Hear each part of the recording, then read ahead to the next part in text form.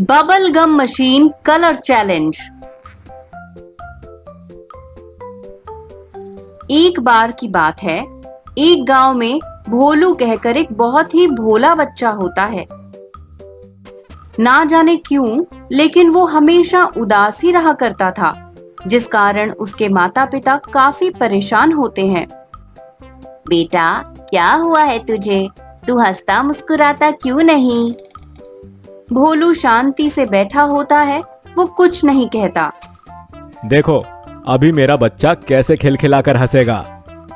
फिर भोलू के बाबा उसके सामने डांस करने लगते हैं, उसे खूब हंसाने की कोशिश करते हैं, लेकिन फिर भोलू और उदास हो जाता है और वहां से उठकर चला जाता है।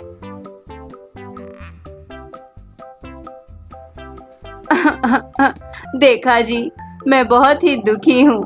ऐसा क्या करें कि हमारा बच्चा हंसने खेलने लगे।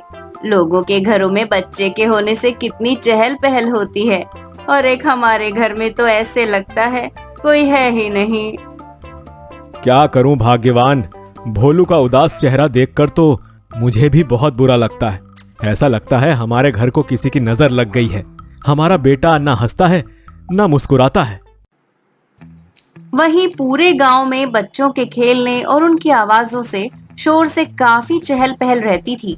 वहीं सभी बच्चों के बीच एक भोलू ही ऐसा बच्चा था जो कि बहुत ही शांत और उदास था, जिस कारण गांव के बहुत से लोगों को उससे हमदर्दी थी।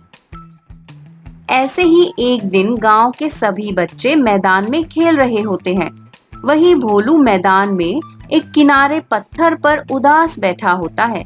तभी वहां केशव कुमार कहकर एक साइंटिस्ट आता है और सभी बच्चों से अलग भोलू को दूर शांत बैठा देख उसे भी अच्छा नहीं लगता। आखिर कौन है ये बच्चा? और देखो, सभी कितने अच्छे से खेल रहे हैं, केवल यही उदास बैठा है। खैर, होगी कोई बात, क्या करना, मैं अपनी प्रयोगशाला जाता हूँ। फिर साइंटिस्ट वहां से चला जाता है। वहीं वो जब फिर से अगले दिन उसी रास्ते गुजरता है, तो भोलू फिर वहीं उदास बैठा दिखता है। अब ऐसा रोजाना होने लगा था। एक दिन साइंटिस्ट भोलू के पास जाकर उसे हंसाने की कोशिश करता है, उससे बात करने की कोशिश करता है, लेकिन भोलू वहां से चला जाता है।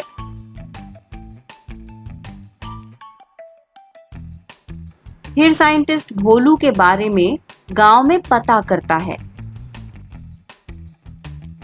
गांव वालों को भी नहीं पता कि ये बच्चा आखिर क्यों उदास है। अब इसके लिए कुछ तो ऐसा करना ही होगा कि ये हंसे। फिर साइंटिस्ट केशव कुमार अपने लैब में जाता है और वो अपने किसी प्रयोग में मगन हो जाता है। ऐसे ही दिन बीतते हैं, रात बीतती है, हफ्ते गुजर जाते हैं,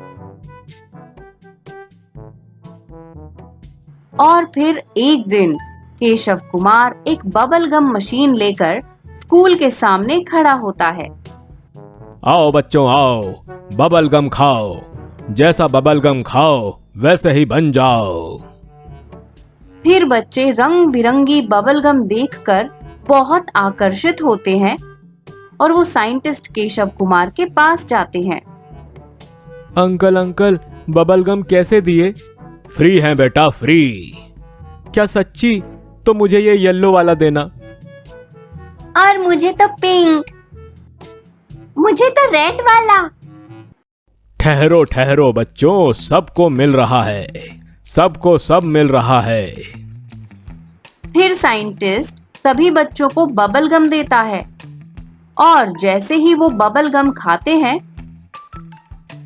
उनके चेहरे उसी कलर के हो जाते हैं जिस रंग का उन्होंने बबल गम खाया था, जिसे देखकर बच्चे बहुत ही खुश हो जाते हैं। अरे बंटी, देख तो तेरा फेस येलो येलो हो गया। अरे तेरा फेस भी पिंक हो गया है, और किट्टू को तो देखो, एकदम टमाटर की तरह लाल हो गई है। ऐसे ही सभी बच्चे रंग बिरंगी बबल गम खाकर खेलने लगते हैं। वहीं भोलू उन्हें दूर से देखकर जोर जोर से ठहाके लगाकर हंसने लगता है। तभी वहां खड़े सभी लोग उसे देखकर हैरान हो जाते हैं कि पहली बार उन्होंने भोलू को हंसते देखा था। ओए भोलू, इधर आ।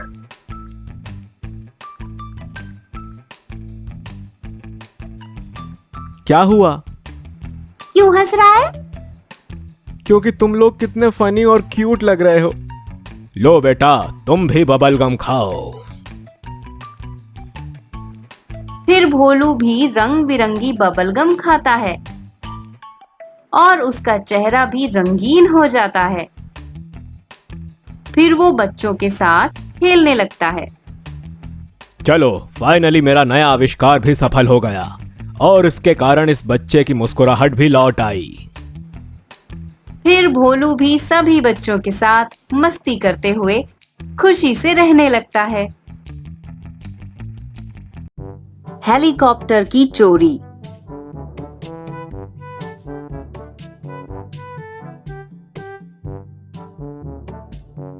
बेईमानपुर में चूजा और मल्लू कहकर दो चोर रहा करते थे। दोनों ही बहुत ही शातिर चोर थे। उनके पास एक गुफा थी जहां वो अपना सारा चोरी का सामान रखा करते थे। एक बार की बात है, दोनों दोस्त आपस में बात कर रहे होते हैं। क्यों रे मल्लू, आज कहाँ डाका डालने का विचार है? कुछ नहीं, सुना है गांव की कमला के घर नया टीवी आया है, उसी को चुराने का विचार है। तू यही चुरा, मैं तो जा रहा हूँ कमला के पड़ोसी राजू की तिजोरी चुराने। गांव में सुना था कि राजू की तिजोरी में काफी धन है। चल फिर जल्दी से चुरा कर लाते हैं, वरना सुबह हो जाएगी तो गड़बड़ हो जाएगी। फिर दोनों चोरी करने जाते हैं और जल्दी से दोनों ही चोरी का सामान लेकर गुफा में रखते हैं। अरे ये क्या मल्लू, तूने तो कहा था कि कमला ने नया टीवी लिया है, लेकिन ये क्या? ये तो कोई भंगार का टीवी लग रहा है। हाँ यार, मैंने ऐसा सुना था कि उसने टीवी लिया है, लेकिन ये नहीं मालूम था कि भंगार का कबाड़ लिया होगा। चल वो सब छोड़, अब जल्दी से वो तिजोरी खोल जो राजू के घर से लाया है। हाँ रुक, अभी खोलता हूँ। फिर चूजा तिजोरी पर हथौड़ी मारकर उसका लॉक तोड़ देता है और तिजोरी खुल जाती है, जिसे देखकर ये क्या चूजा, तिजोरी में चॉकलेट? तू तो बड़ा कह रहा था कि राजू की तिजोरी में कुबेर का खजाना है। लगता है धन को पहले ही पता चल गया था कि चूजा उसको चुराने वाला है, इसलिए वो चॉकलेट में बदल गया। अबे चुप कर, तूने कौन सा मार्क जकरबर्ग का सर्वर हैक कर लिया जो इतना उछल रहा है? बस कमला के भंगार वाली टीवी तो चुरा कर लाया है। हाँ भाई, बात तो तेरी भी सही है।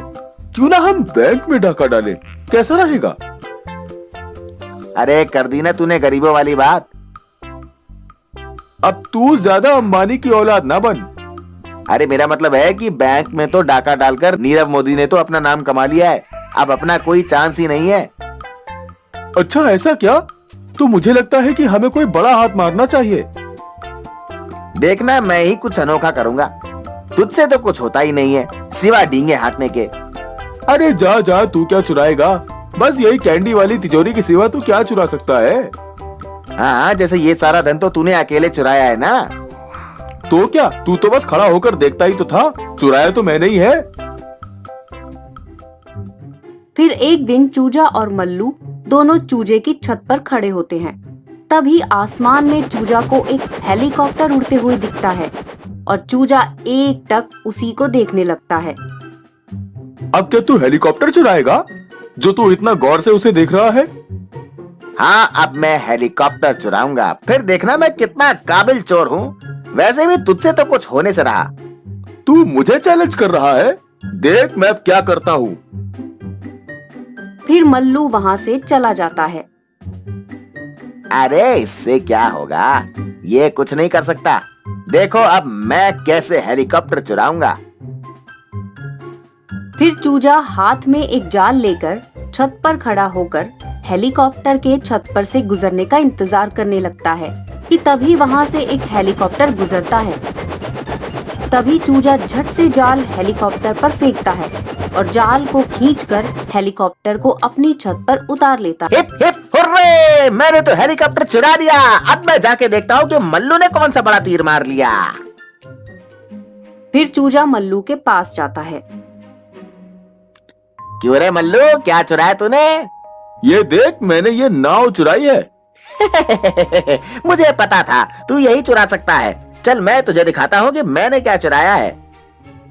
फिर दोनों दोस्त चूजे की छत पर जाते हैं जहाँ एक हेलीकॉप्टर होती है। ये क्या, बस एक हेलीकॉप्टर चुरा कर तू इतनी डींगे हाँक रहा है? हाँ तो लकड़ी की नाव से तो अच्छा ही है ना ये हेलीकॉप्टर। देख, अब मैं एक शिप चुराऊंगा, फिर देखना मैं तुझसे बड़ा चोर बन जाऊंगा। अच्छा ऐसा है क्या? तो मैं वो वाला हेलीकॉप्टर चुराऊंगा। कौन सा वाला? अरे सुना है कल मंत्री जी इस गांव में आने वाले हैं और उनका हेलीकॉप्टर तो हमारे घर के ऊपर से ही जाएगा ना, तो बस मैं उसी को चुराऊंगा। सपने देख, मैं तो चला वो बड़ी वाली शिप चुराने। फिर मल्लू वहां से चला जाता है। वहीं अगले दिन चूजा मंत्री के हेलीकॉप्टर का छत पर इंतजार करने लगता है और जैसे ही मंत्री जी का हेलीकॉप्टर चूजा की छत पर से गुजरता है, चूजा उस पर जाल फेंककर उसे नीचे खींच लेता है।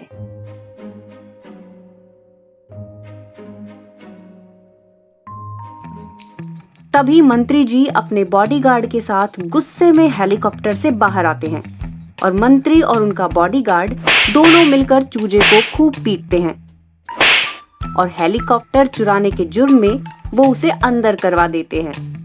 अरे मल्लू, सही कहा था, मैं किसी काम का नहीं, एक ही तो हेलीकॉप्टर चुराया, उसमें भी पकड़ा गया। तभी उसी जेल में मल्लू एक कोने में बैठा होता है और उसकी नजर चूजा पर पड़ती है।